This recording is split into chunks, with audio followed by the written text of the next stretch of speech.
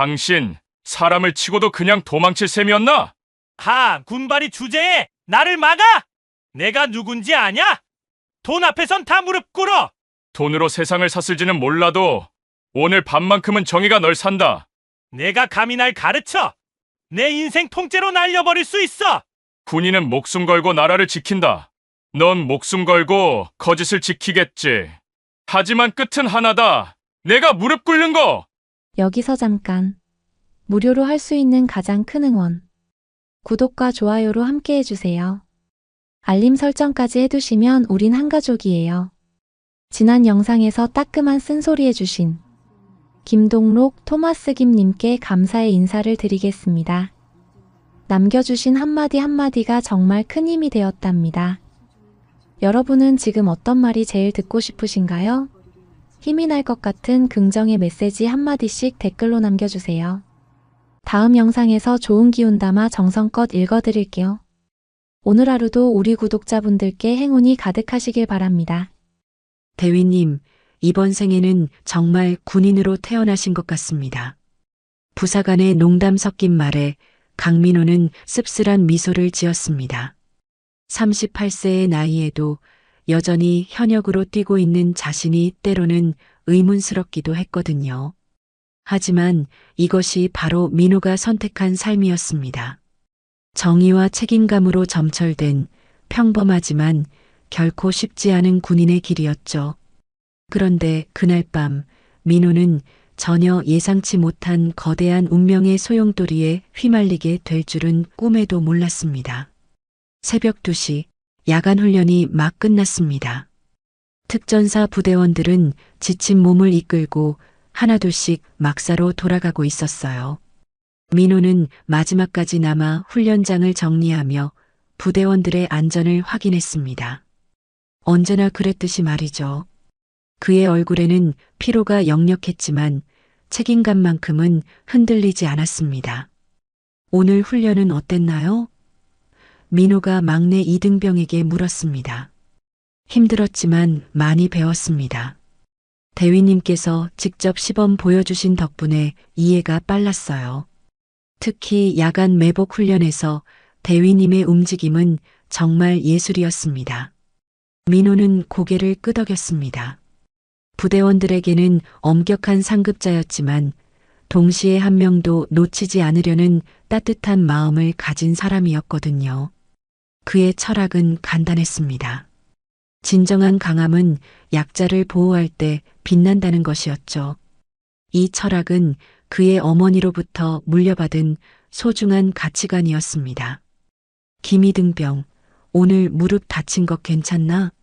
부상을 숨기고 훈련에 참여하면 안 되는 거 알고 있지? 네, 대위님. 괜찮습니다.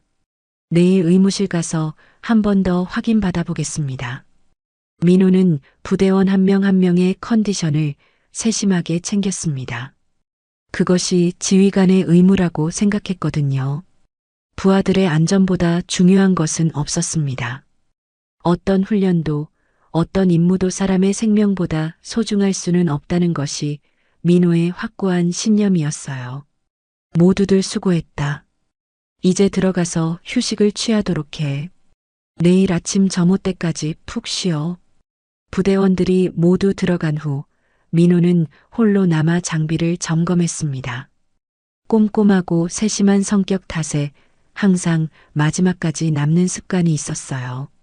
총기 정리, 장비 점검, 훈련장 정리까지 모든 것을 완벽하게 마무리해야 직성이 풀렸습니다. 어머니는 항상 말씀하셨죠. 민호야, 내가 너무 완벽하려고 하는 것 같구나. 가끔은 대충 넘어가는 것도 필요해. 그렇게 살면 너무 피곤하지 않니?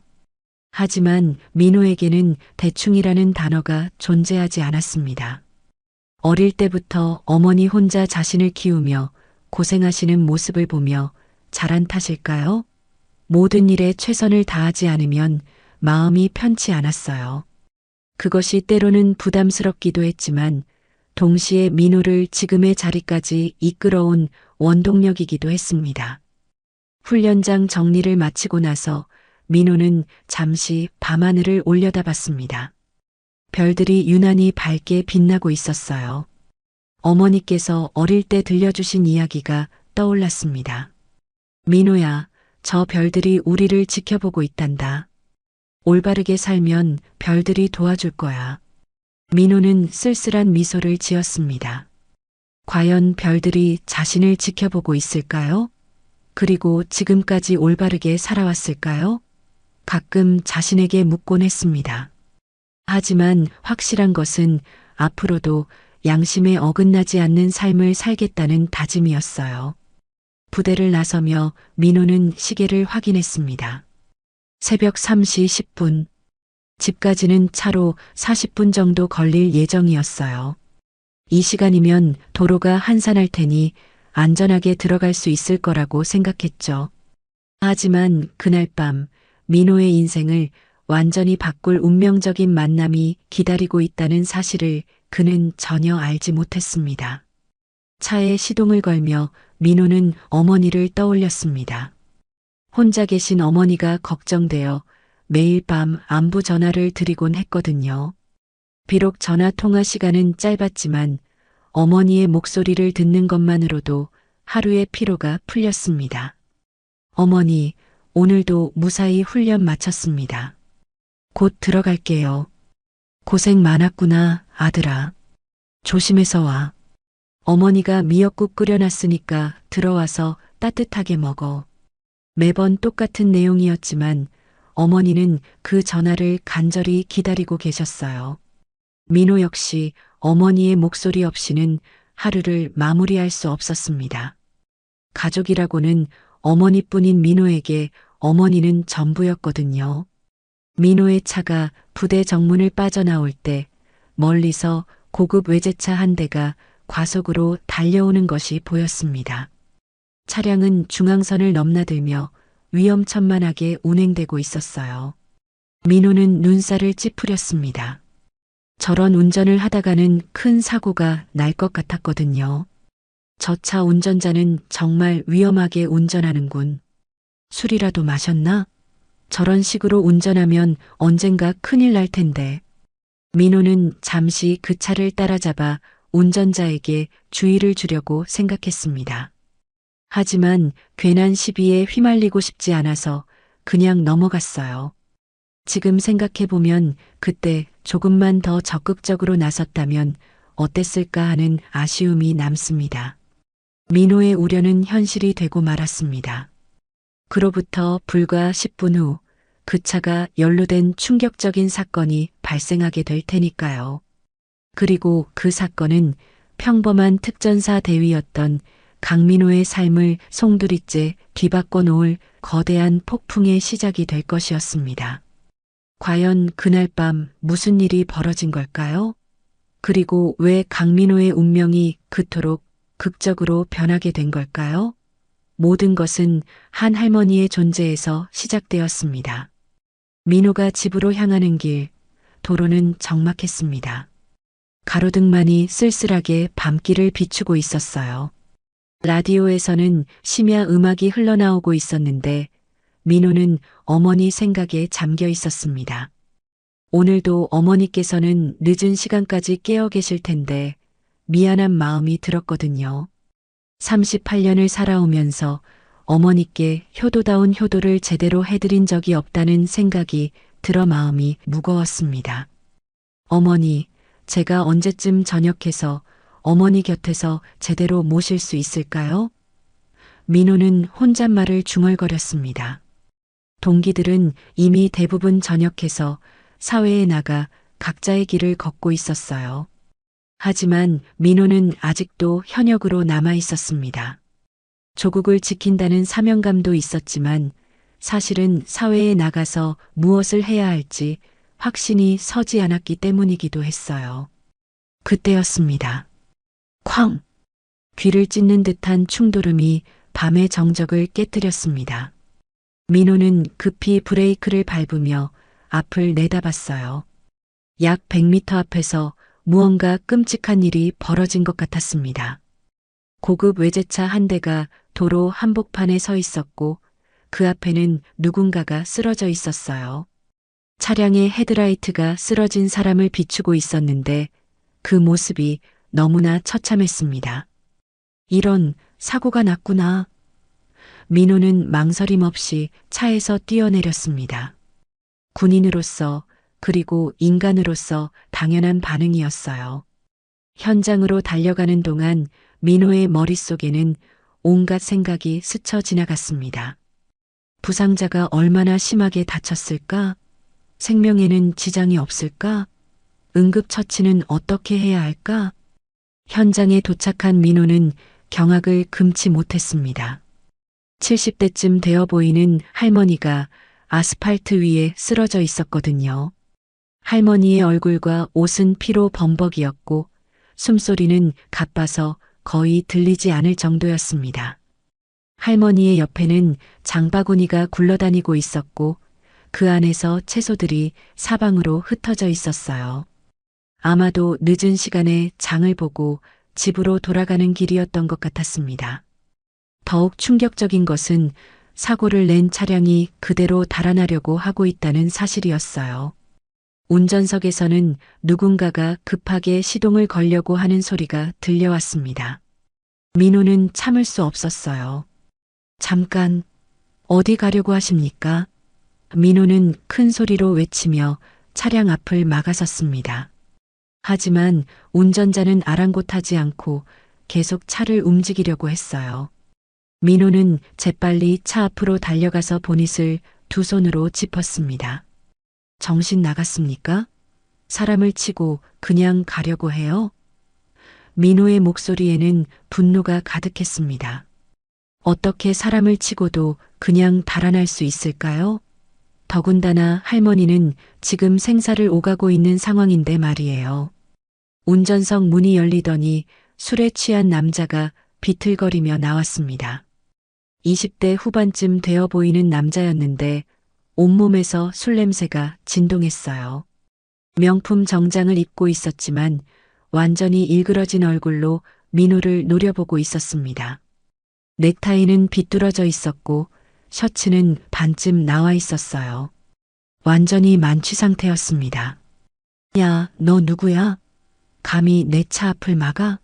당장 비켜. 남자의 입에서는 독한 술 냄새가 풍겨 나왔습니다. 지금 상황이 뭔지 모르세요? 할머니를 치고 달아나려고 했잖아요. 당장 구급차를 불러야 합니다. 민호는 할머니를 가리키며 소리쳤습니다. 술 취한 남자는 할머니를 흘깃 보더니 코웃음을 쳤습니다. 할머니? 아, 그 늙은이 말이야? 그냥 살짝 스쳤을 뿐이야.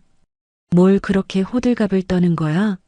너 혹시 돈 뜯어내려고 하는 거 아니야? 요즘 이런 수법 많다며? 민호는 믿을 수 없다는 표정으로 남자를 바라봤습니다.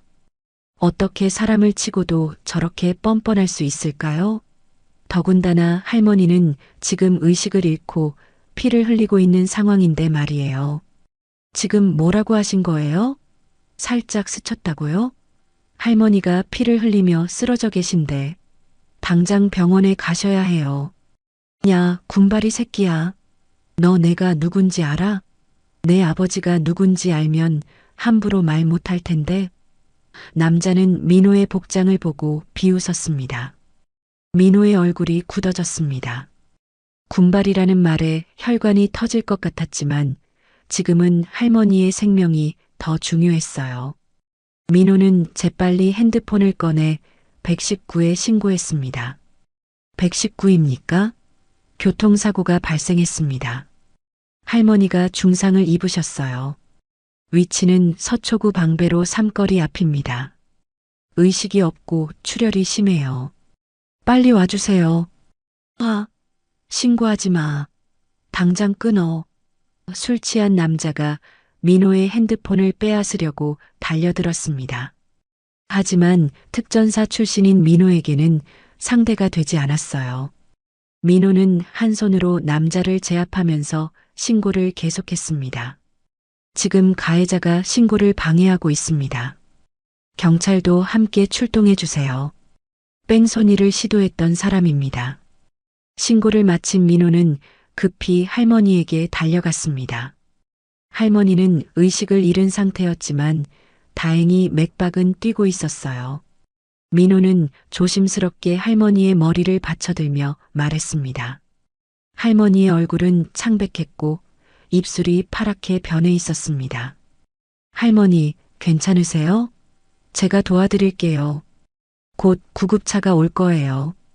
조금만 참으세요. 할머니가 천천히 눈을 뜨더니 미약한 목소리로 말했습니다. 고마워요, 젊은이. 제가 살 수 있을까요? 너무 아파요. 당연히 살 수 있어요. 포기하시면 안 됩니다. 힘내세요. 의사 선생님들이 곧 와서 치료해 주실 거예요. 그때 뒤에서 술 취한 남자가 또다시 소리쳤습니다. 그 늙은이 그냥 놔둬. 어차피 얼마 못 살 텐데 뭘 그렇게 난리야? 너 혹시 보험금 노리는 거 아니야? 요즘 이런 식으로 돈 뜯어내는 사기꾼들 많다고. 민호의 참을성이 한계에 달했습니다. 어떻게 사람이 저렇게 악랄할 수 있을까요? 사람을 치고도 저렇게 뻔뻔할 수 있다니 말이에요. 민호는 벌떡 일어나서 남자에게 다가갔습니다. 지금 뭐라고 했어요? 다시 한번 말해보세요. 내가 틀린 말했어? 그 늙은이 죽으면 죽는 거고 살면 사는 거지. 그게 내 잘못이야? 나는 그냥 운전만 했을 뿐이야. 늙은이가 갑자기 뛰어든 거라고. 민호는 주먹을 꽉 쥐었습니다. 당장이라도 저 인간의 뺨을 후려치고 싶었지만 할머니가 더 위급했어요. 이때 할머니가 다시 말했습니다. 젊은이, 저 사람이 저를 치고 그냥 가려고 했어요. 제발 그냥 넘어가지 말아주세요. 할머니의 간절한 목소리에 민호의 가슴이 먹먹해졌습니다. 할머니, 걱정하지 마세요. 제가 끝까지 책임지겠습니다. 저런 인간이 처벌받지 않고 넘어가는 일은 절대 없을 거예요. 멀리서 구급차 사이렌 소리가 들려왔습니다. 동시에 경찰차 2대도 함께 현장으로 향하고 있었어요. 드디어 구조대가 오고 있었습니다. 하지만 술 취한 남자는 더욱 당황하며 소리쳤습니다. 씨발. 경찰까지 왔네. 야, 너 때문에 일이 커졌잖아. 너 정말 죽고 싶어? 남자는 민호를 향해 주먹을 휘둘렀지만 특전사 출신인 민호가 간단히 피했습니다. 구급차가 먼저 도착했습니다. 구급대원들이 재빨리 할머니에게 달려가서 응급처치를 시작했어요. 할머니의 상태를 확인하던 구급대원이 심각한 표정으로 말했습니다. 환자 상태가 매우 위험합니다. 뇌출혈 의심되고 갈비뼈도 여러 개 부러진 것 같아요. 복부 뇌출혈 가능성도 있습니다. 당장 대형병원 응급실로 이송해야 합니다. 민호의 얼굴이 굳어졌습니다. 살짝 스쳤다고? 저 인간은 정말 양심이라는 게 있는 걸까요? 할머니가 생사를 오가는 상황인데도 저렇게 뻔뻔할 수 있다니 말이에요. 환자분과 어떤 관계세요? 구급대원이 민호에게 물었습니다. 저는 그냥 지나가다가 사고 현장을 목격한 사람입니다. 저 남자가 할머니를 치고 달아나려고 해서 제지했어요. 그러시군요. 혹시 사고 과정을 자세히 봤나요?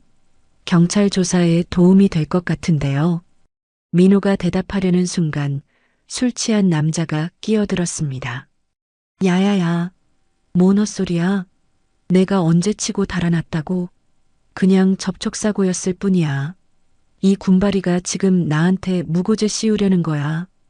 경찰차 2대가 사이렌을 울리며 현장에 도착했습니다. 경찰관들이 내려서 상황 파악을 시작했어요. 민호는 정확하게 목격한 상황을 설명했습니다. 저 차량이 중앙선을 넘나들며 과속으로 오다가 할머니를 충격했습니다. 그리고 그대로 달아나려고 했어요. 제가 막지 않았다면 뺑소니를 칠 뻔했습니다. 운전자는 완전히 술에 취한 상태입니다. 거짓말하지 마. 나는 그냥 잠깐 정차한 거였어. 이 개 같은 군바리가 갑자기 나타나서 협박하는 거야. 돈 뜯어내려고 하는 거라고. 경찰관이 술 취한 남자에게 다가가더니 냄새를 맡았습니다. 술 냄새가 진동했어요. 음주운전 의심됩니다. 음주 측정하겠습니다. 뭐? 음주 측정? 야, 너희들 내가 누군지 알아? 함부로 하면 안 돼. 남자는 갑자기 목소리를 높이며 협박하기 시작했습니다. 남자는 주머니에서 명함을 꺼내 경찰관에게 건넸습니다. 경찰관이 명함을 보더니 표정이 살짝 변했어요. 한국종합그룹 회장 아들 한도준이라고요? 그래, 바로 그거야. 내 아버지가 누군지 이제 알겠지? 한국종합그룹 한철수 회장이야. 자산 10조 원 대기업 아들이라고.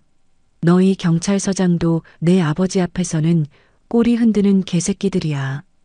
도주는 갑자기 목소리가 커지더니 거만한 태도로 변했습니다. 명함을 든 경찰관의 표정이 복잡해졌어요. 야, 경찰 아저씨들아. 이 일은 그냥 덮어줘. 내가 나중에 좋은 곳으로 보내줄게. 어떤 부서로 가고 싶어? 말만 해봐. 강남서? 서초서? 아니면 본청으로 갈래? 민호는 어이가 없었습니다. 저런 인간이 버젓이 사회에서 떵떵거리며 살고 있다니 말이에요. 더구나 할머니가 저렇게 위험한 상황인데도 돈과 권력으로 모든 걸 해결하려고 하다니요. 지금 뭐 하시는 거예요? 공무원 매수하려는 거예요? 민호가 분노를 참지 못하고 소리쳤습니다.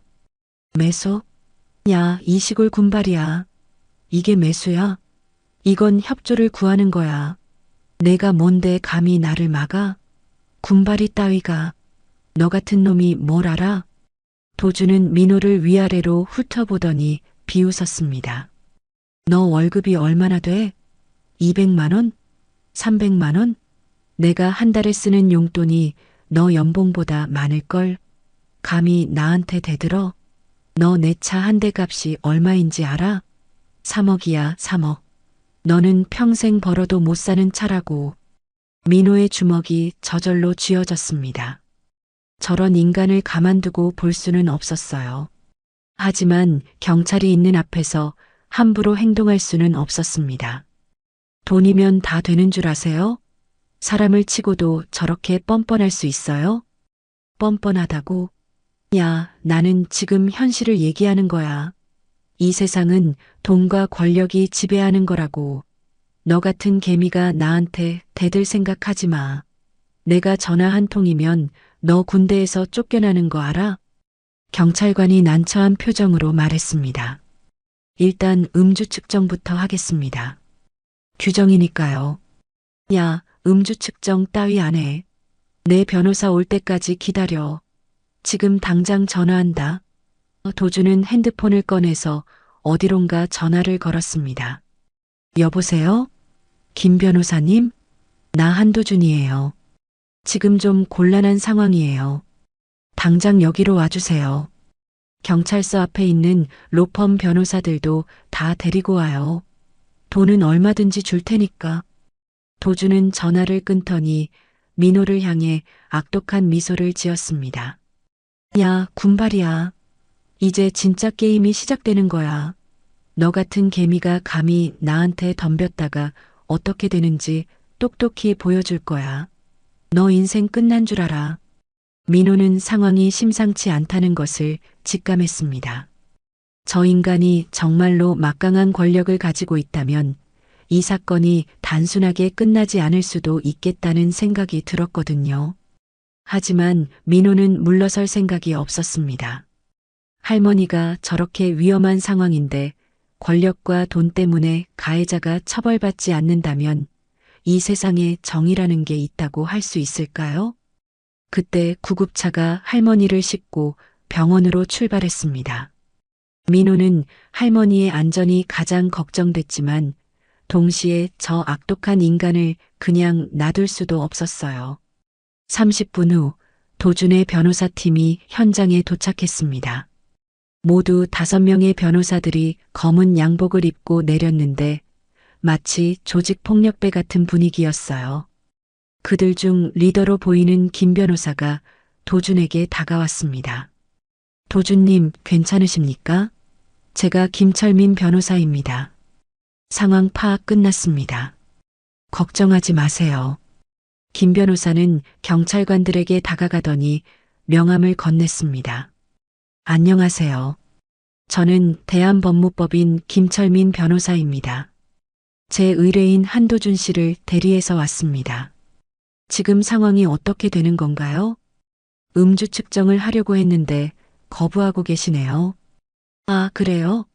그럼 제가 의뢰인과 상담 좀 하겠습니다.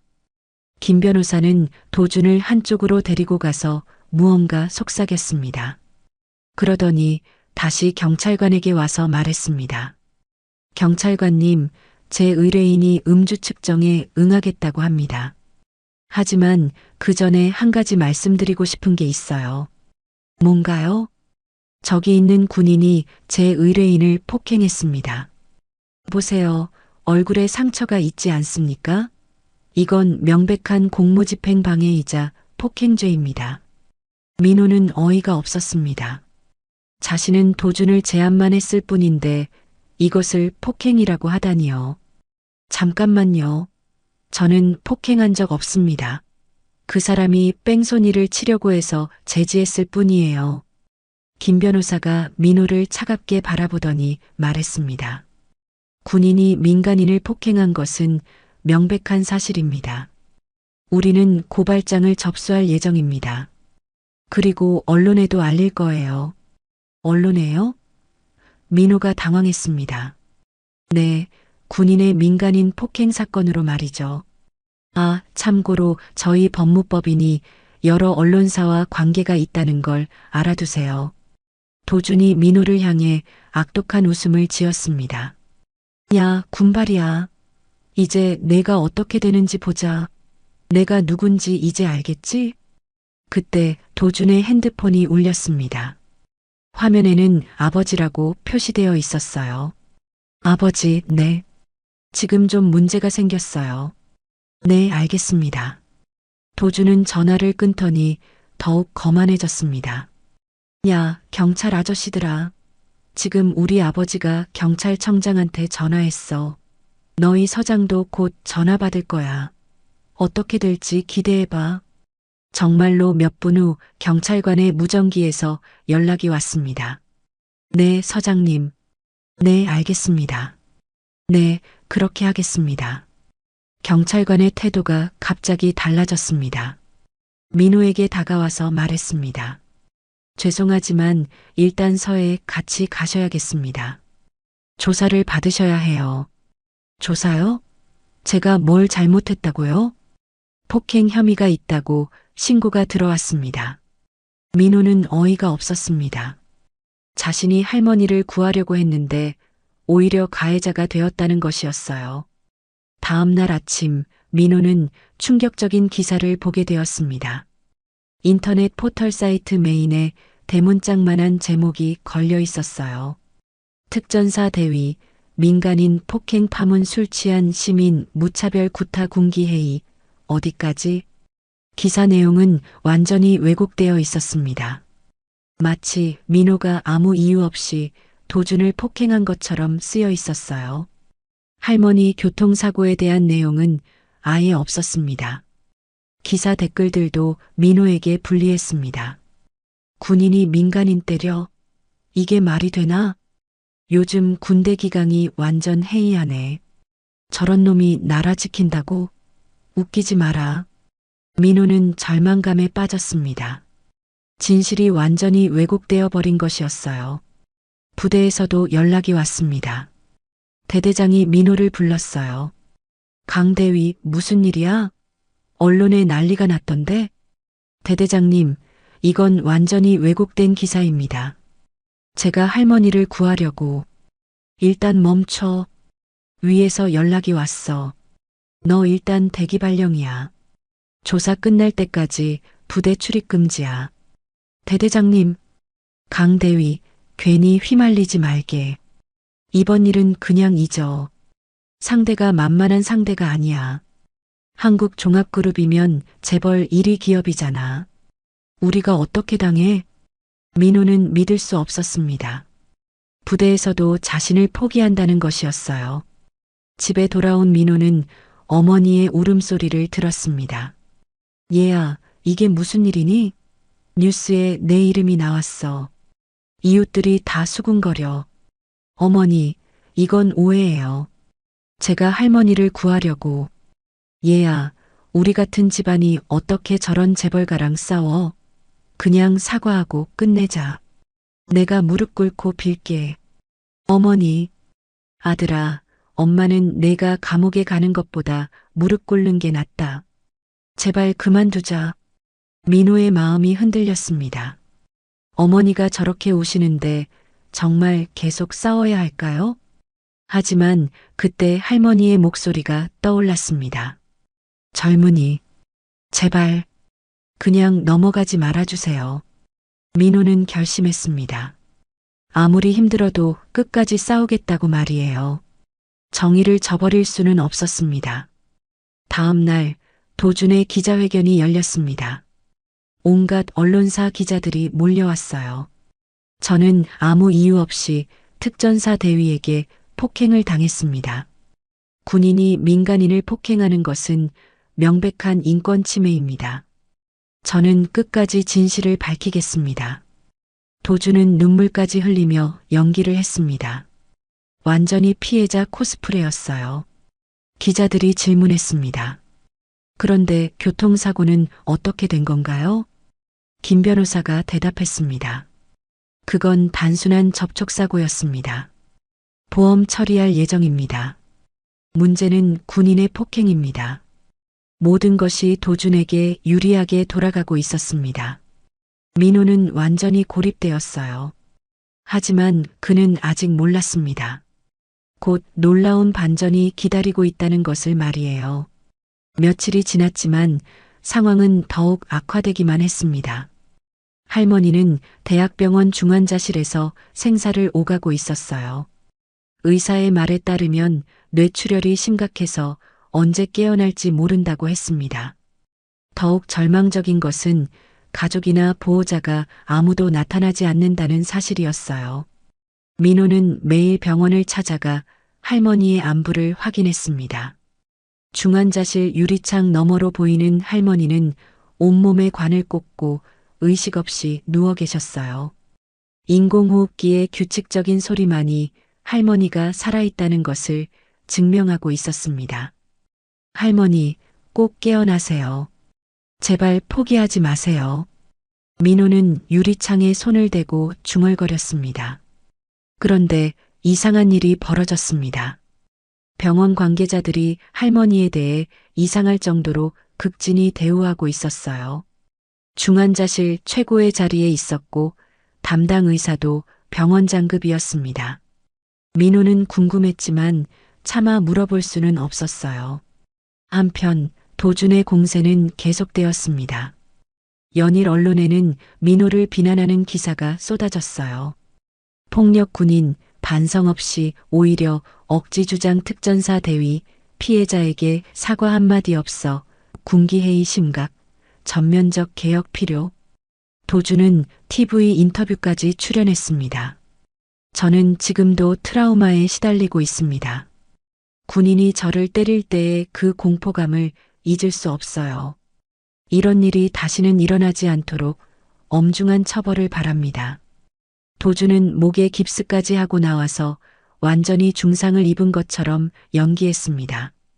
실제로는 긁힌 상처 하나 없었는데 말이에요. 기자가 질문했습니다. 그런데 교통사고 피해자는 어떻게 되었나요? 아, 그분요? 안타깝지만 이미 연세가 많으시잖아요. 저희가 치료비는 다 부담하고 있습니다. 성의는 다했다고 생각해요. 도준의 뻔뻔함에 민호는 분노가 치솟았습니다. 할머니가 생사를 오가는데 저렇게 말할 수 있을까요? 검찰에서도 민호에게 출석 요구서가 날아왔습니다. 폭행 혐의로 정식 수사에 들어간 것이었어요. 민호는 검찰청에 출석해서 조사를 받았습니다. 강민호 씨, 한도준 씨를 폭행한 사실을 인정하십니까? 저는 폭행한 적 없습니다. 뺑소니를 저지하기 위해 정당방위를 한 것뿐입니다. 하지만 피해자 측에서는 아무 이유 없이 폭행당했다고 주장하고 있습니다. 그건 거짓말입니다. 한도준이 할머니를 치고 달아나려고 했어요. 증거가 있습니까? 목격자는요? 민호는 말문이 막혔습니다. 새벽 시간이라 목격자도 없었고 블랙박스 영상도 각도상 명확하지 않았어요. 증거가 없다면 곤란하군요. 상대방은 변호사도 여러 명이고 증인도 있다고 하는데요. 증인이요? 네, 지나가던 시민이 군인이 민간인을 폭행하는 것을 봤다고 증언했습니다. 민호는 절망적이었습니다. 도준이 증인까지 매수한 것 같았어요. 그때 검사가 충격적인 말을 했습니다. 강민호 씨, 구속영장 신청을 검토하고 있습니다. 도주 우려가 있다고 판단됩니다. 구속이요? 제가 뭘 잘못했다고요? 폭행죄, 공무집행방해죄, 그리고 무고죄 혐의입니다. 민호는 현실이 믿어지지 않았습니다. 할머니를 구하려다가 오히려 범죄자가 되었다는 것이었어요. 집에 돌아온 민호를 기다리고 있던 것은 어머니의 절규였습니다. 얘야, 이웃 아주머니가 그러는데 너 곧 감옥 간다며? 그게 정말이니? 어머니, 얘야, 제발 사과하자. 내가 직접 가서 무릎 꿇고 빌게. 우리가 뭐가 있다고 저런 재벌가랑 싸워. 너 감옥 가면 엄마는 어떻게 살아? 어머니는 며칠 사이에 완전히 늙어 보였습니다. 머리는 더욱 휘어졌고 눈은 퉁퉁 부어 있었어요. 엄마가 잘못 키웠나? 왜 이렇게 고집이 세니? 그냥 잘못했다고 하면 안 되니? 민호의 마음이 무너져 내렸습니다. 어머니가 저렇게 우시는데 정말 계속 버텨야 할까요? 그날 밤 도준이 또다시 언론에 나왔습니다. 저는 관대하게 용서해주고 싶습니다. 하지만 그 군인이 진심으로 사과하지 않는다면 끝까지 법적 대응을 하겠습니다.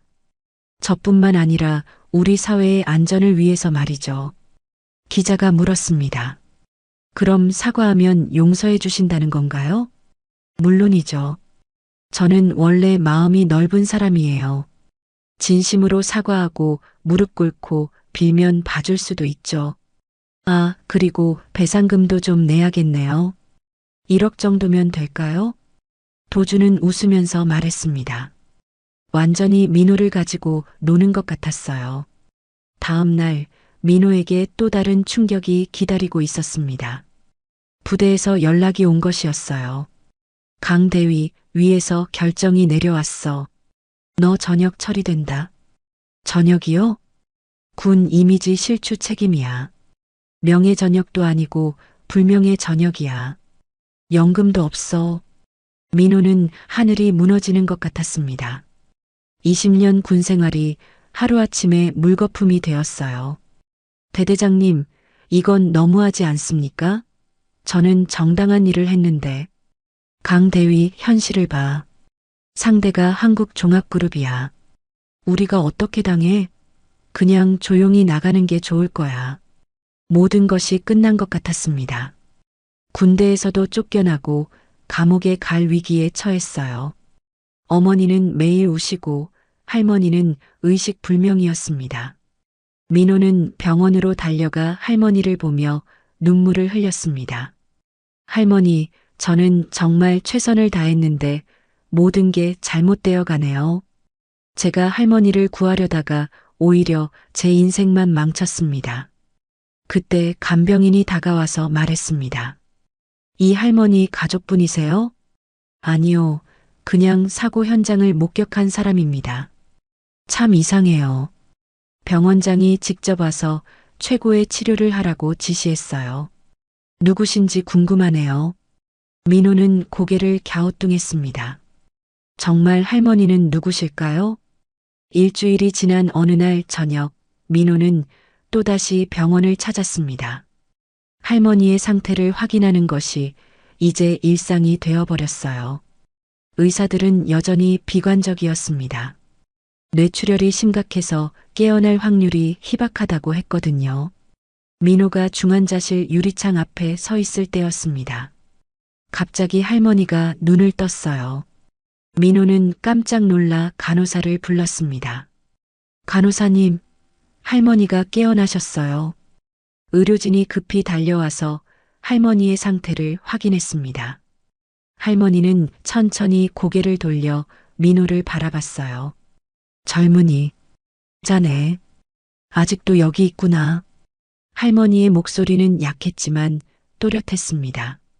할머니, 정말 다행이에요. 깨어나실까봐 걱정했어요. 할머니가 민호의 손을 잡았습니다. 고마워요.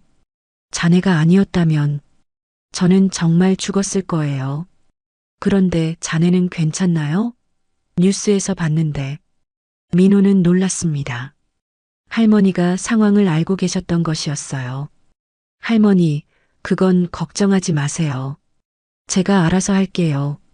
아니야, 젊은이. 나는 그냥 넘어갈 수 없어. 저 나쁜 놈이 자네를 모함하고 있잖아. 할머니의 눈에 분노가 스쳤습니다. 그때 의사가 다가왔습니다. 할머니, 이제 좀 어떠세요? 가족분께 연락드려야 할 것 같은데 연락처를 알 수 있을까요? 할머니가 잠시 망설이더니 말했습니다. 내 아들한테 연락해 주세요. 한태식이라고 합니다.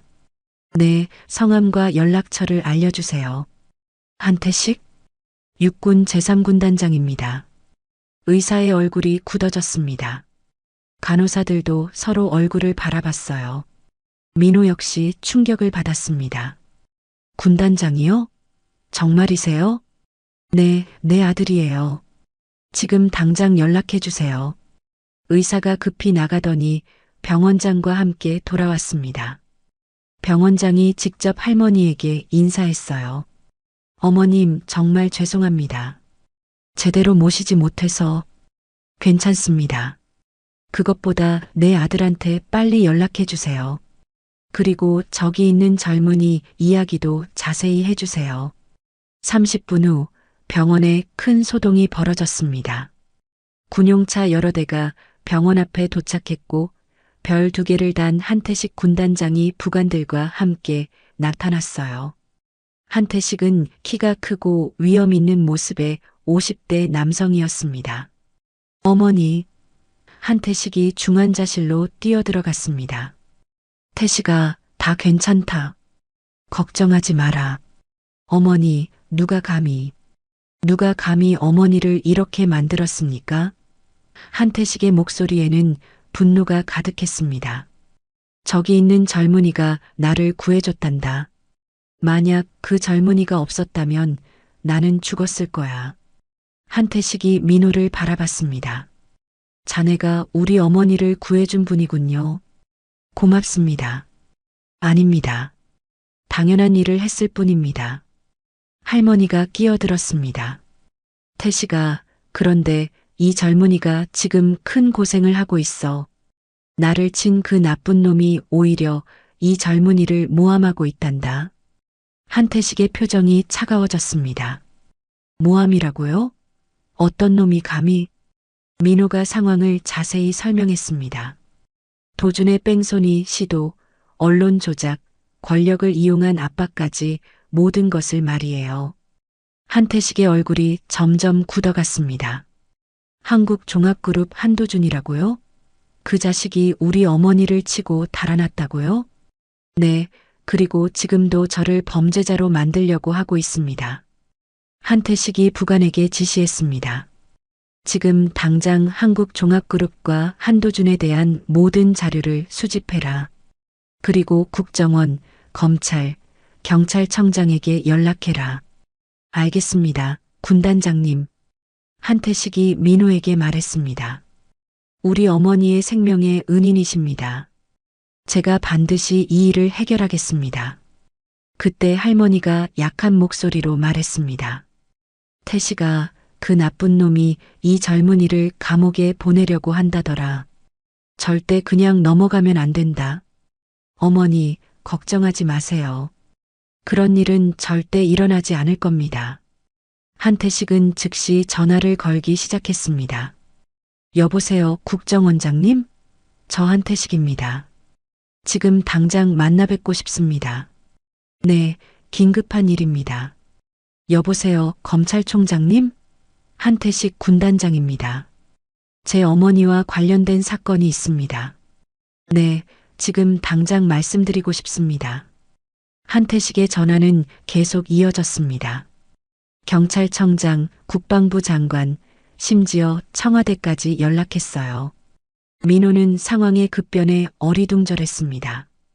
불과 30분 전까지만 해도 절망의 나락에 있었는데 갑자기 모든 것이 바뀌고 있었어요. 한태식이 민호에게 다가와서 말했습니다. 강민호 대위님, 제가 상황을 정확히 파악했습니다.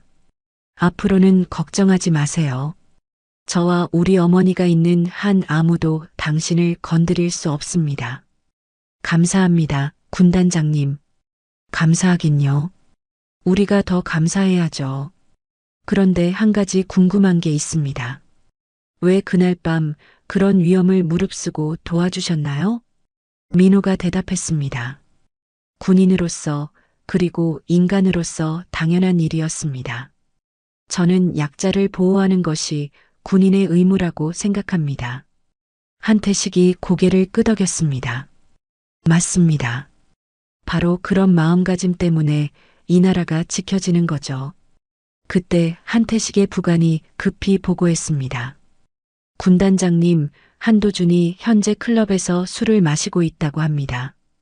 여전히 언론 인터뷰를 하면서 강민호 대위를 비난하고 있습니다. 한태식의 눈빛이 차갑게 변했습니다. 그래요? 아직도 모르는군요. 이제 진짜 게임이 시작되는 거라는 걸 말이에요.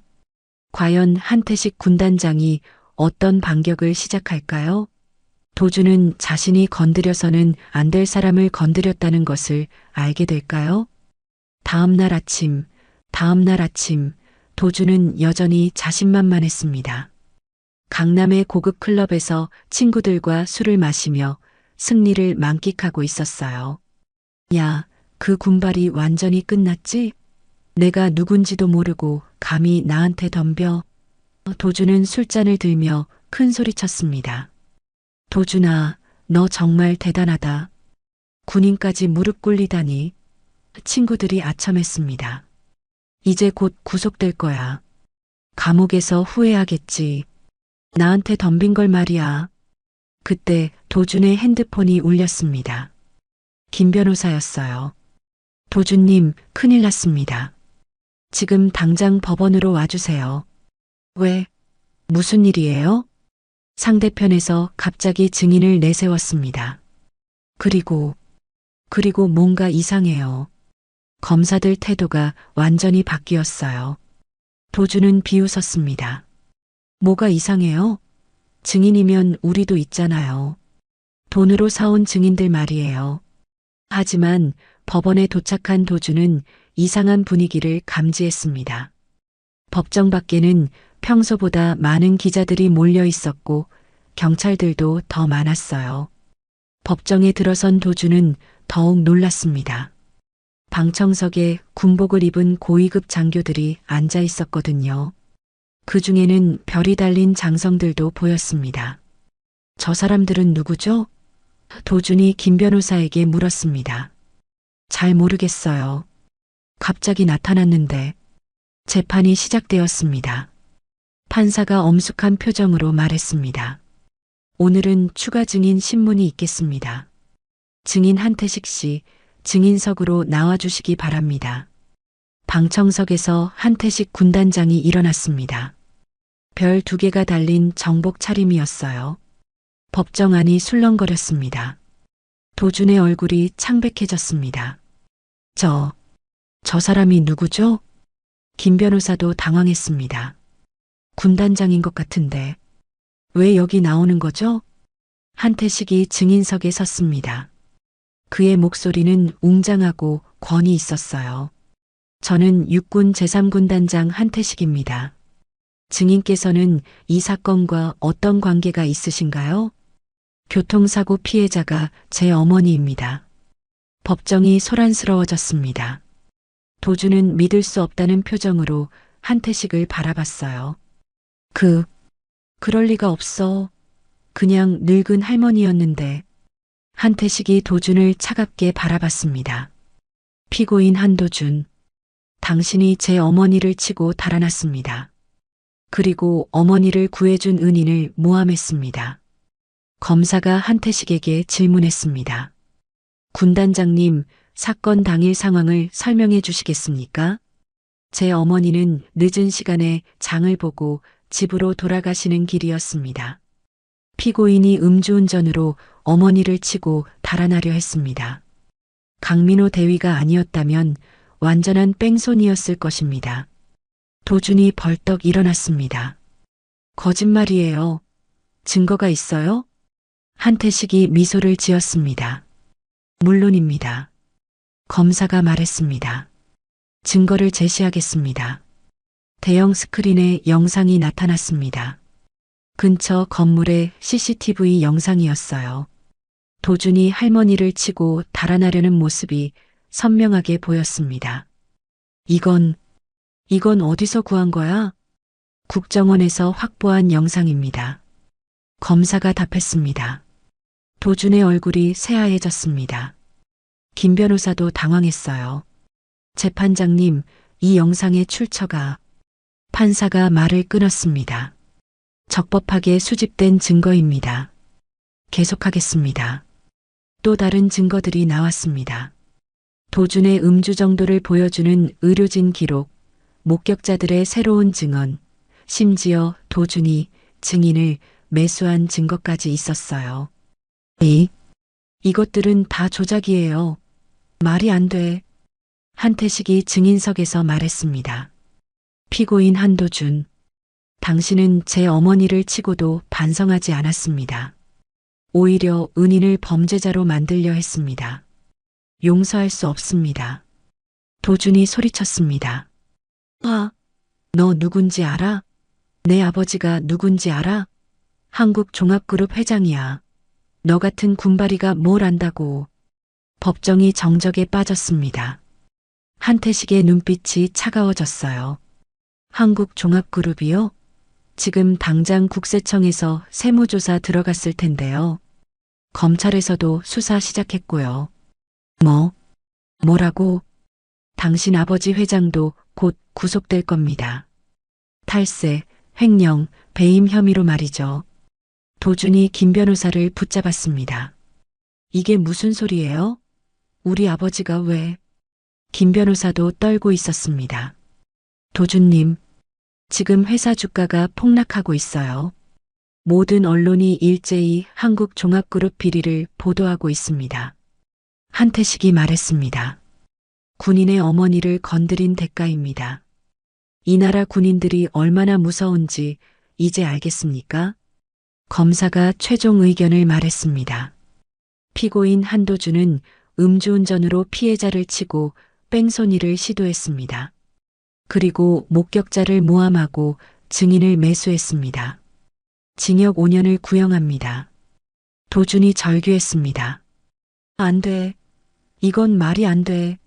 내가 누군데. 나는 재벌 아들이야. 돈으로 다 해결할 수 있어. 판사가 판결을 선고했습니다.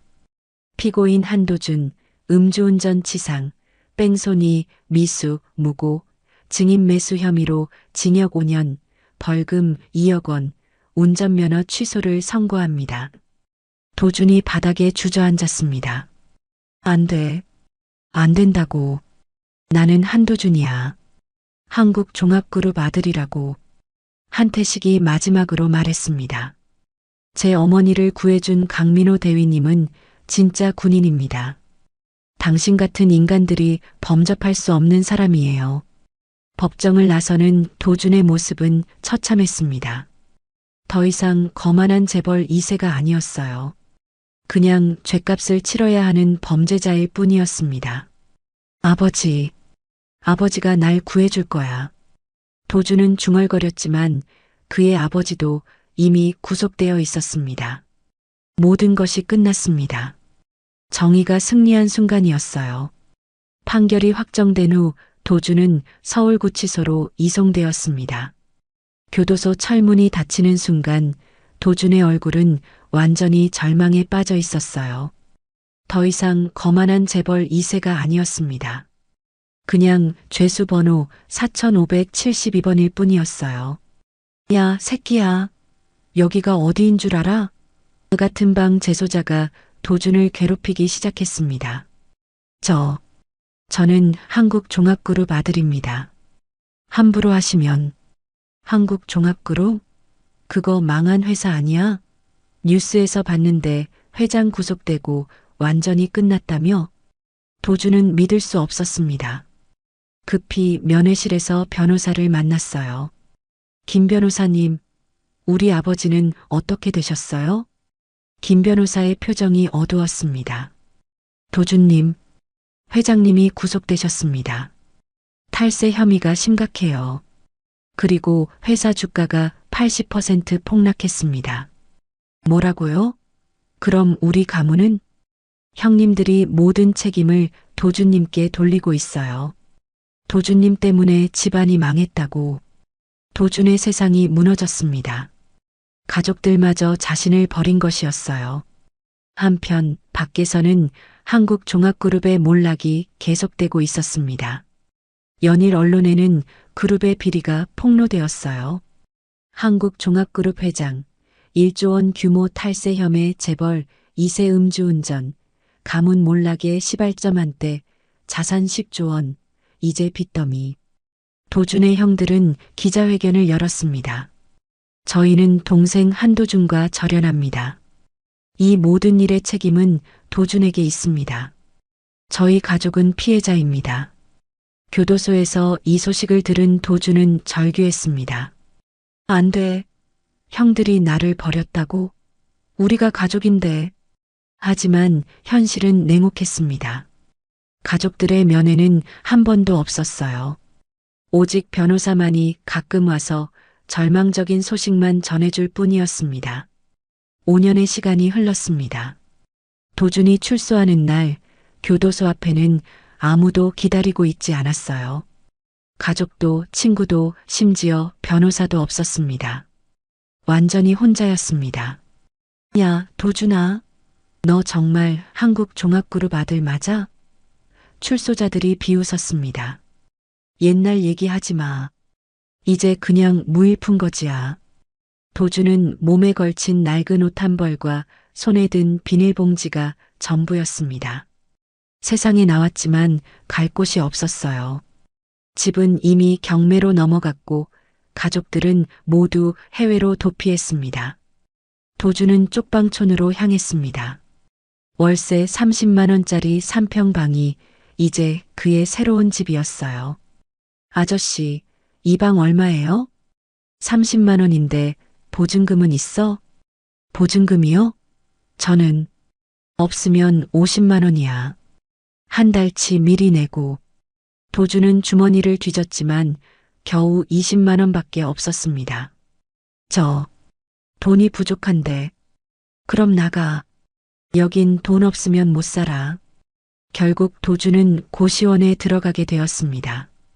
2평도 안 되는 좁은 방에서 라면으로 연명하는 생활이 시작되었어요. 편의점에서 야간 아르바이트를 구했지만 신원조회에서 전과가 드러나자 쫓겨났습니다.